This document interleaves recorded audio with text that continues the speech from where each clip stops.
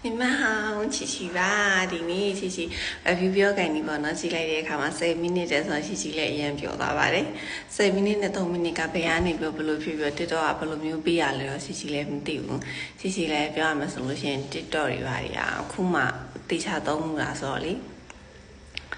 ထားလိုက်ပါဒီနေ့ချီပြောမှာကြတော့ကြောင်ဖြူလေးရဲ့ကုတ်တိုင်ပါအခုကြောင်ဖြူလေးရဲ့ကုတ်တိုင်ကိုပြောရမယ်ဆိုလို့ရှိရင်ရှေ့ချက်ပထမအောင်ဆုံးပေါ့နော်ဒီကြောင်ဖြူမှာပိတ်ဝင်ထားတဲ့စားဖတ်သူတွေအကုန်လုံးချီချီတကယ်ဒီနေ့ကနေပြောအမှုအမြတ်တောင်းမှန်ပါတယ်လို့ချီချီအရင်ကြာနေပါတယ်ပြီးတော့စားစစ်တာလည်းချီချီစစ်တာလေသူများစစ်တာမဟုတ်ချီချီစစ်တာအရှိပိုင်းတွေတော့အရင်ဆိုပြီးမြအပိုင်း80နောက်ပိုင်းမှာတော့သူကတော့အရင်မဆိုတော့ပါဘူးဒါပေမဲ့ဘာဖြစ်လဲဆိုတော့လေတလုံးမှာစပိတ်မချတော့လေချီချီစပိတ်ချတာကွာအရင်ပြင်းစရာကောင်းလားချီချီလည်းကိုကြာနေတာကိုသိရသီလားစူးစမ်းပြီးတော့လုပ်နေပါတယ်ကဲအခုလောလောဆယ်ဆယ်တော့ချီချီကကြောင်ဖြူလေးရဲ့ကုတ်တိုင်ကြောင် review ပြပြပေးမယ်နော်ပထမဆုံးပြရမယ်ဆိုလို့ရှိရင်ရှောင်းဟန်တိုက်ကြီးပေါ့နော်အဲ့ဒီတိုက်ကြီးမှာရှိကျင့်ကြံသူတွေပေါ့ကျင့်ကြံသူတွေအများကြီးရှိတဲ့တိုက်ကြီးရှိအဲ့ဒီကျင့်ကြံသူတွေရှိနေတဲ့တိုက်ကြီးမှာကကြတော့ဒီလက်နဲ့သွန်းလောက်တဲ့နေရာမှာလုံးဝပါရမီရှင်ဖြစ်တဲ့နတ်ဆိုးကျင့်ကြံသူလည်းဖြစ်နေတဲ့တွန်ထန်းဆိုရလို့ရှိရဲ့အဲ့ဒီတွန်ထန်းကကြတော့လူတွေအကုန်လုံးနေမှာပေါ့နော်ဒီလူတွေအကုန်လုံးမှတ်မောကြတယ်အရန်ကိုစွမ်းအားကြီးနက်လက်နဲ့တခုကိုတုံးလုံးလိုက်တယ်အဲ့ဒီအချိန်မှာ तू ကနက်လက်နှက်ကိုတုံးလုံးလိုက်တဲ့အချိန်မှာပေါ့နော်သူ့ရဲ့နက်လက်နှက်ကို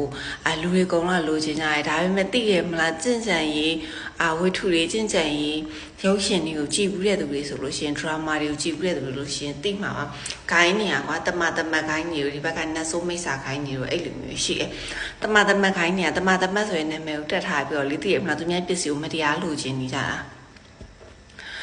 သူတို့ကဟိုဒီလက်နှက်ကနက်လက်နှက်ကမတမသူရဲ့လက်ထဲကိုရောက်သွားလို့ရှင်ဘာဖြစ်တယ်ညာဖြစ်တယ်နဲ့ဆိုပြီးတော့တွန်ထင်းစီကနေပြီးအဲ့သူတို့လက်နက်လက်နှက်ကိုသူလိုချင်တဲ့အခါကျတော့ဒီနက်လက်နှက်ကြောင့်ပေါ့နော်တွန်ထင်းရဲ့နောက်ကိုလိုက်ကြတယ်လိုက်ကြပြီးတော့သူ့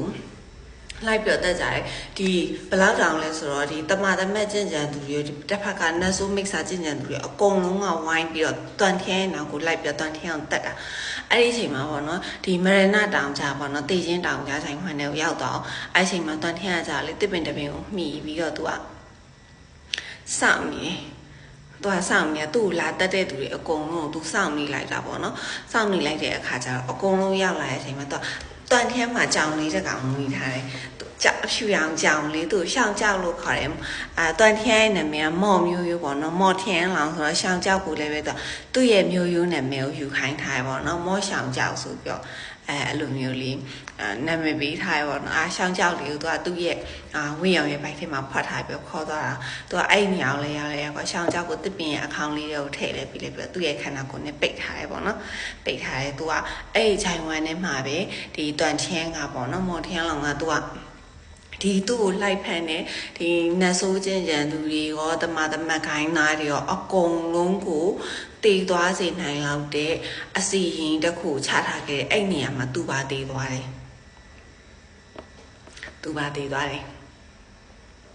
ကျင့်ကြံသူတွေကတည်သွားလို့ရှိရင်မင်းတို့လူတွေတည်တယ်လို့မျိုးမဟုတ်ဝိညာဉ်ကလွင့်သွားပြီးအဲ့ဝိညာဉ်လေးကဒီ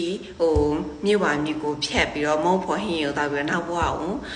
ပြန်လဲရှင်တန်ဖို့အတွက်အခွင့်အရေးမရှိတော့ဘူးကျင့်ကြံသူတွေကဘာဖြစ်လို့လဲဆိုတော့သူကနှစ်ပေါင်းများစွာပေါ့နော်တာမန်လူတွေရဲ့အသက်နှစ်ပေါင်းများစွာနေလာခဲ့ဖြစ်တဲ့အတွက်ကျင့်ကြံသူတွေတည်ဆုံးသွားပြီဆိုလို့ရှိရင်သူတို့ရဲ့ဝိညာဉ်ကပါတစ်ခါတည်းပျောက်သွားတာ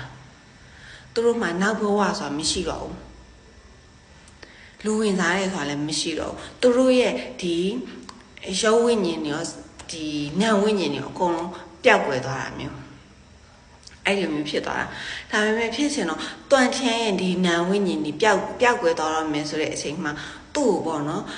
သူ့ရဲ့ဒီဝိညာဉ်ပေါ့နော်ဒီတစ်ခုခုကဝန်းရံပြီးတော့ကာကွယ်ပေးတာသူခံစားလိုက်ရတယ်ပေါ့အဲ့ချိန်မှာသူဒါဘလို့ဖြစ်တာလဲလို့စဉ်းစားနေမှအဲ့သူ့ရဲ့အကာအကွယ်လေးကဘုံသူ့ကာကွယ်ပြီးသူ့ရဲ့နာဝိညာဉ်လေးကို ကာကွယ်ပေးထားတဲ့အချိန်ကြီးကြာရှိနေအောင်လို့ပေါ့နော်ရှောင်းကြောက်လေးကိုတော့သူကအဲ့ရှောင်းကြောက်လေးကိုထားခဲ့တိတ်ခေါင်းကကြတော့ဒီအစီရင်တစ်ခုလုံးမှာလွတ်မြောက်ရလဲအဲ့အခေါင်းပေါက်လေးတစ်ခုပဲရှိတယ်ရှောင်းကြောက်ကိုသူကအသက်ရှင်စေခြင်းလို့ထားခဲ့တာပေါ့နော်ဒီလိုနဲ့သူကဒီမော်ထျန်လောင်ကသူ့ရဲ့အကအကွယ်အလုံးလေးထဲမှာပေါ့နော်သူ့ရဲ့ဝိညာဉ်လေးကမျောနေတာ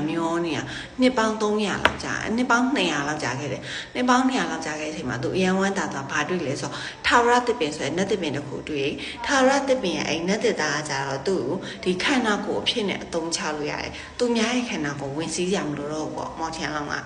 အဲ့နဲ့သူကဒီနတ်သစ်ပင်ကိုပေါ့နော်နတ်သစ်ပင်ကိုသူတို့ကဘယ်လိုပြောရမလဲခန္ဓာကိုယ်ဖြစ်ပိုင်းစီမယ်ဆိုလို့ရှိရင် तू ကဒီနတ်သစ်ပင်ကိုသူ့ရဲ့ဝိညာဉ်ဝင်တူးရမယ်ကဲ့ရမယ်အဲ့ချိန်မှာဒီမိုးကြိုးလေးပဲလာရမယ်တည်ရမလားအတိဒုက္ခမိုးကြိုးတွေလေအတိဒုက္ခမိုးကြိုးတွေလာရမယ်ဆိုတော့ तू ကအဲ့မှာနတ်သစ်ပင်ကိုဝင်ကပ်ဖို့အတွက်နတ်သစ်ပင်လေးနားမှာတဝဲလေးပေါ့အဲ့သူ့ရဲ့ဝိညာဉ်အလုံးတွေကအဲ့လိုမျိုးလေးဖြစ်နေတော့တောင်ကြီးတောင်လုံးလည်းပဲလေတောင်ကြီးတောင်လုံးလည်းပဲ तू အဲ့ဒီမှာကျင်းလဲလာခဲ့ရဆိုတော့တောင်လုံးကို तू နှစ်ပေါင်း200 300လောက်ပေါ့နော်ဟွာဖြစ်နေတာနတ်သစ်ပင်ကိုတွေ့ရက तू တေးဆုံးသွားပြီးတော့နှစ်200နတ်သစ်ပင်ကို तू အပိုင်စီးပြီးတော့သူ့ရဲ့ခန္ဓာကိုယ်ဖြစ်အသုံးချဖို့စောင့်ခဲ့ရတာနှစ်ပေါင်း100တွန်ထန်းတည်ပြီးတော့နှစ်ပေါင်း300အကြာမှာမော်ထျန်လောင်ကပြန်လဲပြီးတော့ရှင်သန်လာခဲ့တယ်မော်ထျန်လောင်ကကြီးရပြန်လဲပြီးတော့ရှင်သန်လာခဲ့တဲ့အချိန်မှာ तू ကဘာလုပ်လဲဆိုတော့ तू ခန္ဓာကိုယ်ရလဲပြီးတယ်ပြောတော့တခြားကျင့်ကြံရေးခိုင်တစ်ခုမှဝင်ပြီးတော့ तू ဒါကျင့်ကြံနိုင်အောင်လုပ်မယ်ပေါ့နော်ပြီးရင်သူ့ရဲ့ရည်ရွယ်ချက်ကဘာလဲဆိုတော့သူ့ကိုတိုက်ခဲ့တဲ့သူတွေကလစားချစ်ဖို့လည်းမဟုတ်ဘူးသူ့ရဲ့နတ်လက်နဲ့ကြီးကို तू ပြန်ရှာပြီးအပိုင်သိမ်းဖို့လည်းမဟုတ်ဘူးသူ့ရဲ့ရည်ရွယ်ချက်ကဘာလဲဆိုတော့သူ့ရဲ့ကြောင်လေးရှောင်ကြောက်ကိုရှာဖို့ကြည်ကြံရေးခိုင်နေဝင်မဲ့သူကြည်ကြံမဲ့အစွမ်းရှောင်လုံးမဲ့ရှောင်ကြောက်ကိုရှာမယ်သူကအဲ့လိုမျိုးဒါမဲ့ကံကောင်းတာပေါ့နော်သူအဲ့ဒီခိုင်းနေကိုသူဝင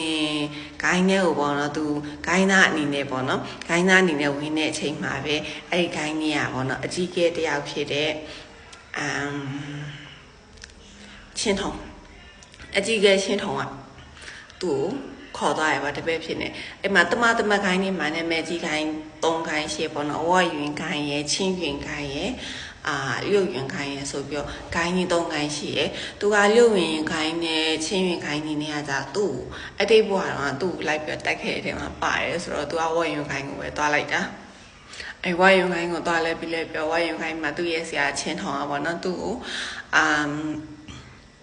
ုဒီကျင့်ကြံအင်းလေးနေပါလေပေးပါညာပေါ့နော်အဲ့လိုမျိုးသူလေးချင်းခိုင်းတဲ့အချိန်မှာသူတော်ရဲကိုသွားပြီးလေးချင်းတဲ့အချိန်မှာပဲသူ့ရဲ့ကြောင်းလေးရှောင်းချောင်းနဲ့တွေ့တာလေရှားကြကိုသွားပြန်ပြီးခေါ်လာခဲ့တယ်သူ့ကိုလက်ခံလိုက်တဲ့ဆရာချင်းဟောကလည်းပဲ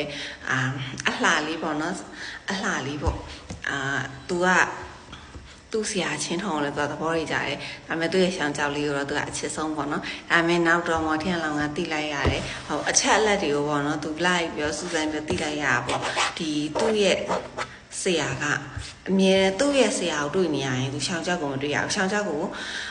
မတွေ့လို့ရှိရင်သူ့ရဲ့ဆရာကိုတွေ့ရပေါ့နော်နဲ့သူနောက်တစ်ခုကကြတော့ရှောင်းကြောက်ကလည်းအမြဲတမ်းအိတ်နေတယ်သူ့ရဲ့ဆရာလည်းပဲအမြဲတမ်းအိတ်နေဘာဖြစ်လို့အမြဲတမ်းအိတ်ညာလဲဆိုတော့ဒီဝိညာဉ်သားရဲ့တွေကအမြဲတမ်းအိတ်နေတဲ့အချိန်ငါဘာဖြစ်လဲဆိုတော့သူတို့ရဲ့စိတ်ဝိညာဉ်ကထိခိုက်ထားလို့သူတို့ရဲ့စိတ်ဝိညာဉ်မှာတရားရနေလို့ပေါ့နော်နဲ့သူအရင်စစ်လိုက်တဲ့အခါကျတော့ဘာသိသွားလဲဆိုတော့ဒီကြောင်လေးပေါ့နော်မောရှောင်ကြောက်ကသူ့ရဲ့ဆရာချင်းထုံဖြစ်နေတယ်ဆိုတော့သူသိသွားတယ်နောက်တစ်ခုကကျအဲ့ဒီဝါယူခိုင်တကိုင်းလုံးက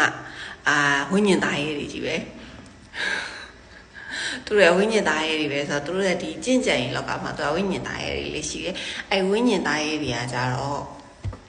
့ဘယ်လိုပြောရမလဲဝိညာဉ်သားရဲ့တွေကကြတော့သူတို့ကဒီကျင့်ကြံသူတွေရဲ့ဒီတည်ရမလားအတွင်းနဲ့ဆိုလေအတွင်းနဲ့ဆိုရင်ဘာပဲဖိနှိပ်ပေးနိုင်တယ်ပေါ့နော်ကျင့်ကြံသူတွေအထောက်ကူပြုနိုင်တယ်အဲ့လိုမျိုး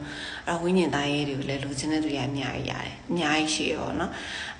်မော်ထျန်လောင်ကကြာနောက်ဆုံးကြလို့သိသွားတယ်ရှောင်းကြောင်လေးဟာသူဆရာချင်းထုံဖြစ်နေချင်းထုံအရှောင်းကြောင်ဖြစ်နေဆိုတော့သိသွားတယ်ပြီးတော့ချင်းထုံမှာပေါ့နော်ရှောင်းကြောင်မှာဖြစ်နေတဲ့ဒီစိတ်ဝိညာဉ်မှာဖြစ်နေတဲ့ဒဏ်ရာကသူ့ရဲ့စိတ်ဝိညာဉ်ကိုကာကွယ်ဖို့တဲ့စိတ်ဝိညာဉ်ကိုခွဲထုတ်ပြီးသုံးလိုက်ရတာကြောင့်ပေါ့နော်သူ့ရဲ့စိတ်ဝိညာဉ်မှာဒဏ်ရာရနေဆိုတော့သိသွားပြီးအဲ့ဒီအချိန်ကျမှသူ့ရဲ့နတ်လက်နက်ကြီးကိုပြန်လိုက်ရှာတာရှောင်းကြောင်ကိုကူဖို့အတွက်